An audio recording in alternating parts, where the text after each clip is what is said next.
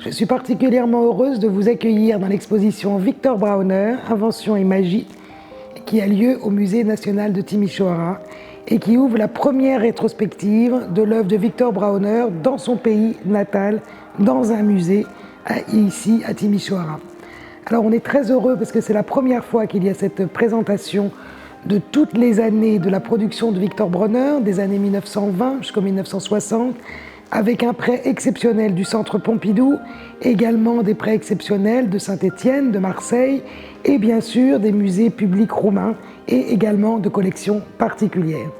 Alors il était important, je pense, pour tout le monde, et notamment pour le public roumain, qui connaît beaucoup moins bien l'œuvre de Victor Brauner qu'en France, de rencontrer cette œuvre, de voir cette œuvre en vrai. Et j'ai vraiment tenu à ce que le public roumain puisse voir à la fois des peintures, des dessins, des sculptures, et puisse avoir un peu justement une curiosité et une véritable rencontre avec cet artiste tout à fait exceptionnel. C'est un artiste qui est très connu en Europe et aux États-Unis pour être un des grands artistes du surréalisme international. Et pourtant, ce n'est pas seulement un artiste du surréalisme, certes, un artiste qui appartenait au mouvement d'André Breton, mais c'est également un artiste complètement à part dans l'histoire de l'art et qui a su réinventer de manière très personnelle un langage universel, en tout cas à vocation universelle, qui a su réinventer à la fois la peinture, la couleur, le dessin, des symboliques extrêmement diverses. On va de ses origines roumaines, bien sûr, avec le goût de la magie, du spiritisme qui sont liés à son enfance, également toute l'érudition de Victor Brauner pour les ésotérismes les plus obscurs et les plus hermétiques parfois, également avec la kabbale, avec l'alchimie, et il a été, comme beaucoup évidemment d'artistes du XXe siècle, extrêmement attiré par les arts primitifs, par les mythologies les plus archaïques, et je pense ici à l'Égypte dont je reparlerai. Donc voilà, on va pouvoir faire un tour dans l'exposition qui se tient dans 11 salles et qui sont présentées de manière plutôt chronologique puisque l'œuvre et la vie de Victor Brauner sont intrinsèquement liées et ce qui permettra, je pense, pour le public un bon voyage, un voyage quelque peu initiatique pour découvrir l'œuvre particulière et tout à fait merveilleuse et fantasmagorique de Victor Brauner. Victor Brauner invente avec son ami Romain Hilary Voronca en 1924 la pictopoésie, qui sera d'ailleurs comme un manifeste dans la revue 75 HP, qui est présentée d'ailleurs dans la salle documentaire de cette exposition. À savoir que la pictopoésie, c'est le syncrétisme entre la poésie et la peinture. Et ça va être très important pour l'œuvre de Victor Brauner qui, dans toute son œuvre, jusqu'à la fin, va continuer l'intégration des mots dans la peinture. À la fin des années 20, Victor Brauner n'est pas encore un adhérent du mouvement surréaliste, mais commence sa conversion au surréalisme qui a lieu entre le premier voyage à Paris en 1925 et le second voyage au début des années 30 à Paris, où Victor Brauner va se rapprocher d'un univers onirique, surréaliste, et finalement rompre avec l'univers des avant-gardes de Bucarest, comme le constructivisme qui est présenté dans la salle numéro 1. Derrière moi, il y a deux tableaux, dont celui de droite, composition, à peu près de l'année 1929. C'est un tableau qui est conservé au Musée national de l'art de Roumanie, musée qui est à Bucarest. Et c'est un tableau tout à fait pertinent pour cette période où Victor Brauner en fait peint des paysages inquiétants, surnaturels, dans des espaces désertés, extrêmement étranges. On a ici l'impression que l'humanité tout entière est menacée, est mise à mort, et notamment par cet énorme dragon qui est au premier plan, dragon mécanisé, inventé, reconstruit, un retravail de l'anatomie par Victor Brauner, et qui semble comme ça souffler un feu de braise sur l'humanité qui semble réfugiée sur le haut d'une montagne. On a toujours un jeu en plus avec lui sur la métamorphose entre la figure humaine, ici souvent des figures dénudées, l'animal avec le dragon et le minéral, ici avec la pierre et les montagnes. Ce qui est très intéressant dans ce tableau, quand vous visiterez l'exposition, c'est que tout en haut du tableau, je parlais de l'insertion des mots dans la peinture, où il y a une phrase en français qu'a écrite Victor Brauner. On ne peut y voir que peu de solutions. Et ça continue. Et ce qui est assez amusant en 1929, c'est que Victor Brauner intègre des mots en haut de sa peinture, d'accord, mais il intègre également des petits dessins qu'on appellerait aujourd'hui des logos et même, on pourrait dire aujourd'hui, des émoticônes. À savoir qu'il insère une tête de mort, un volcan, il insère comme ça, comme des signaux dans sa peinture et qui nous donne aussi des clés pour comprendre cette composition tout à fait désolée d'un monde comme ça qui semble parti dans un chaos assez infernal et toujours un monde quand même très fantastique, comme on le voit ici avec cette figure mythique du dragon monstrueux.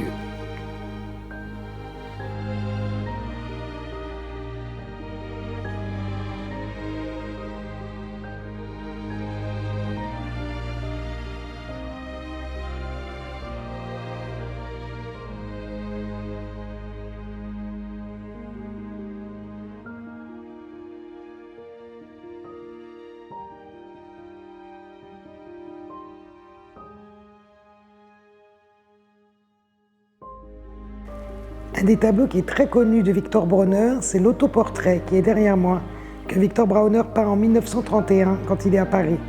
C'est un tableau de très petit format comme vous le voyez, c'est un tableau qui est peint sur bois. Et ce tableau qui est d'une facture somme toute très classique, très traditionnelle, est très connu parce que ce tableau en fait va annoncer l'accident à l'œil que Victor Bronner aura effectivement en 1938. En 1931, Victor Bronner, comme beaucoup de peintres, a envie de peindre son autoportrait, il se met devant un miroir et il se dit comment je pourrais animer mon portrait. Alors il se regarde et il se dit je vais peut-être finalement me crever un œil. Et il s'avère qu'il se peint avec cet œil énucléé à gauche, comme vous le voyez. Et ce tableau, qu'il emporte d'ailleurs après avec lui et en Roumanie, qu'il ramènera à Paris, devient en fait un document, puisque effectivement, malheureusement, Victor Bronner va perdre un œil et exactement avec le reflet du miroir, l'œil gauche, comme on le voit dans le tableau. Victor Bronner se trouve au mauvais endroit, au mauvais moment, dans la nuit du 27 au 28 août 1938 à Paris. Il est dans l'atelier du peintre surréaliste espagnol Oscar Dominguez, qui est quelque peu enivré, qui se dispute avec un autre peintre surréaliste espagnol, Esteban Frances. Ils se disputent et un morceau de verre arrive dans l'œil de Victor Bronner et c'est ainsi qu'il perd son œil. Alors certes, extrêmement douloureux pour un artiste de perdre un œil, on imagine bien combien c'est important pour un peintre de voir le relief, et à partir de 1938, Victor Bronner ne verra plus en relief. Mais il va en faire finalement une force de cet accident à l'œil, comme il appelait ça, mon accident à l'œil. Cet accident à l'œil va finalement être très important pour lui, puisqu'en plus, il l'avait quelque peu annoncé avec l'autoportrait qui est derrière moi. Il va avoir beaucoup de succès pour les surréalistes, puisqu'on pense bien sûr au hasard objectif d'André Breton, de pouvoir annoncer un événement 7 ans auparavant dans ce petit tableau. Et en plus, bien sûr, Victor Bronner va du coup avoir une contrainte. Pour un artiste, ça peut être aussi parfois une liberté, une contrainte de ne peindre qu'avec un seul œil, et il va en faire une véritable force. Il dira toutefois en 1944 qu'il y a eu 2 événements fondamentaux dans sa vie, l'accident à l'œil et la guerre. Donc on peut imaginer tout de même la tristesse et la douleur de l'artiste de devoir comme ça être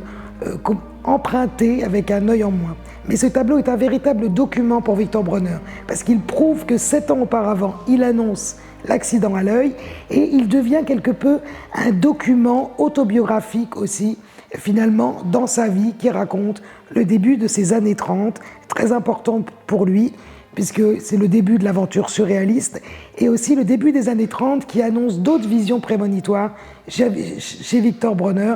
visions prémonitoires extrêmement sombres, comme la montée des fascismes et des nationalismes, avec aussi un autre portrait dans cette salle, qui est le portrait de Hitler, où Victor Bronner s'attaque véritablement, dès 1934, au visage de Hitler, pour finalement, malheureusement, annoncer toute la barbarie à venir, et il va s'attaquer au visage et au sens de Hitler en lui cousant la bouche pour qu'on ne l'entende plus, en lui bouchant les oreilles, et de ces visions prémonitoires extrêmement sombres,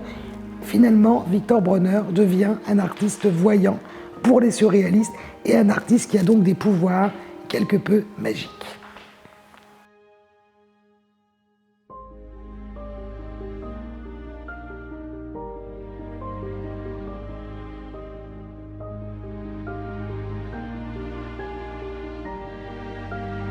Les recherches que Victor Brauner fait pendant la guerre, alors qu'il est caché dans les Hautes-Alpes, au cellier des Roussets, vont le conduire au passage en 3 dimensions et ainsi à passer à la sculpture. Vous avez derrière moi 2 sculptures qui sont présentées dans cette exposition, 2 tirages en bronze. Alors Victor Brauner est-il véritablement un sculpteur? Je ne sais pas. Il a seulement fait 5 plâtres, ce qui est assez peu dans une production, mais il a fait 5 plâtres tout à fait exceptionnels. Vous avez notamment derrière moi la sculpture qui s'appelle Cygne, et ici un des tirages en bronze qui est conservé à Marseille, et qui vous est ici présenté, qui présente une double tête, un double visage qui renvoie à la figure de Janus, et qui renvoie aussi à l'Hermès bicéphale du site de Roquepertus, qui se trouve à côté de là où est caché Victor Brauner, et de ce double visage qui va beaucoup plaire à tous les surréalistes, dont Victor Brauner, va lui permettre ainsi de nous présenter un visage avec des yeux clos et un visage avec des yeux ouverts. On peut dire aussi que cette sculpture Cygne nous présente un autoportrait quelque peu stylisé du peintre. Si on regarde bien, il s'agit du visage de Victor Brauner, qui nous donne ainsi un double portrait du peintre énucléé et aussi du peintre voyant. Comme s'il nous invitait finalement à entrer comme une figure titulaire dans tous ces passages mystérieux, et que cette sculpture nous conduit aussi à une sorte de méditation avec ses yeux fermés et peut-être de regarder à l'intérieur et vers tous les passages mystérieux du monde. Cette sculpture est tout à fait incroyable parce que c'est en effet peut-être un autoportrait stylisé, mais en tout cas elle peut parler à tout le monde. Nous avons tous un double, et ici ça va être un motif très récurrent d'ailleurs chez Victor Brauner, le motif du double, et qui permet aussi de comprendre toutes les années qu'il a traversées pendant la guerre, où il s'invente d'autres passages comme ce double visage.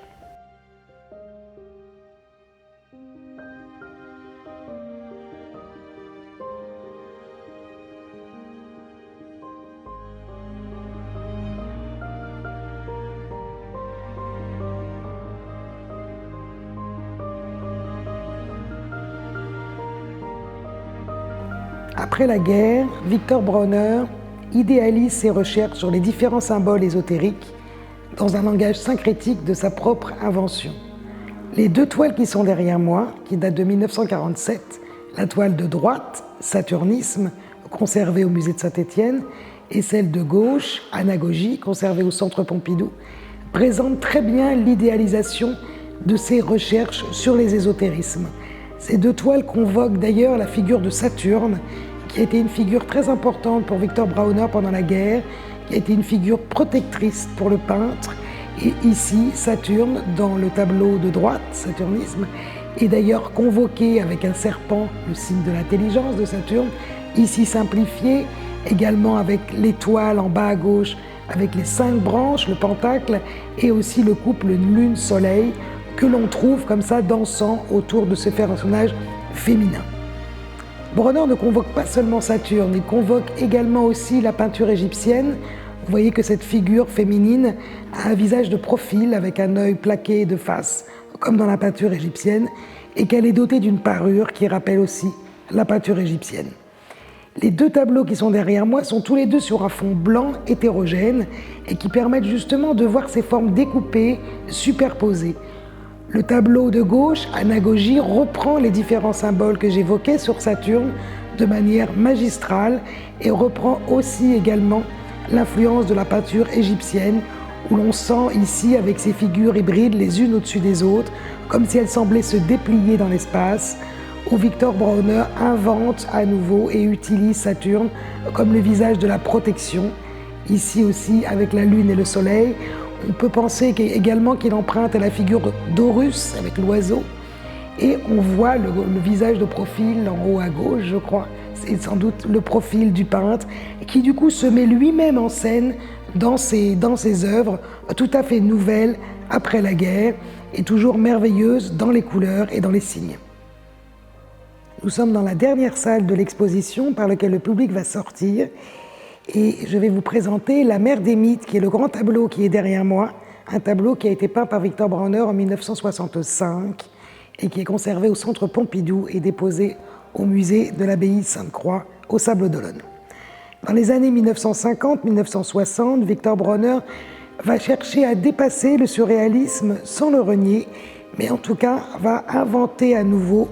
une forme beaucoup plus économe. On va voir une planéité des formes et tels des papiers découpés, comme on le voit dans le grand tableau La mer des mythes qui est derrière moi. Il va réinventer encore un vocabulaire formel, visuel, fait de toutes ces couleurs. En 1965, qui est la dernière année créatrice de Victor Brauner, et qui va mourir en mars 1966, il crée deux grandes séries. La série des Fêtes des mers, dont fait partie La mer des mythes, et la série Mythologie, dont fait partie Coupe d'amour, qui est un tableau qui est juste à côté. Dans ce tableau, La mer des mythes, on peut voir tout de suite, en effet, que ce tableau est particulier. Brauner joue aussi sur le fait que, est-ce une peinture, est-ce un objet, est-ce une sculpture, puisque Victor Brauner a aussi, pour cette série des Fêtes des mers, comme Mythologie, créé les cadres autour de la toile. Et ici, vous voyez un cadre en bois dans lequel est enchâssé le tableau, qui permet de donner aussi une forme particulière et de continuer finalement, au-delà de la limite de la toile, à perpétuer la métamorphose du tableau. Ici, La mer des mythes est un tableau tout à fait pertinent et extrêmement important dans la série des Fêtes des mers. Vous voyez cette figure de mère plutôt protectrice. Elle tend à protéger presque le public d'animaux quelque peu monstrueux ou amusants, fantasmagoriques qui sont derrière elle, animaux qui sont plutôt des figures hybrides d'ailleurs, et on voit que la mer des mythes est dotée d'un visage lunaire, comme si elle faisait aussi partie, avec la lune, du monde de la nuit, de l'onirisme, et toujours ce monde de passage auquel nous invite Victor Brauner. On voit dans les dernières années de la vie de Victor Brauner des formes simplifiées, je parlais de papier découpé, où les formes finalement vont tendre aussi à une simplification pour donner à voir une expression primitive, comme si Victor Brauner revenait finalement à quelque chose de simple, de primitif, de l'ordre de la mythologie, de quelque chose d'intemporel, et qui ne serait pas seulement lié à lui ou à l'année 1965, mais une manière aussi de s'inscrire dans un monde beaucoup plus vaste et dans un monde qu'il souhaitait ouvrir aux autres et à vocation universelle. Alors ces tableaux, la série des Fêtes des mers et la série des Mythologies, sont peints dans la maison de Victor Brauner en Normandie, la maison qui s'appelle La Tanor. C'est Victor Brauner qui avait donné ce nom à cette maison, La Tanor. C'est là où les alchimistes travaillaient. Évidemment, on est toujours dans ce contexte avec Victor Brauner d'un univers particulier et d'un univers aussi quelque peu secret, mais qui par son œuvre nous permet justement de percer les secrets et peut-être de voir le monde invisible, ici avec cette mer des mythes et de ses formes colorées et particulières et qui semblent nous protéger.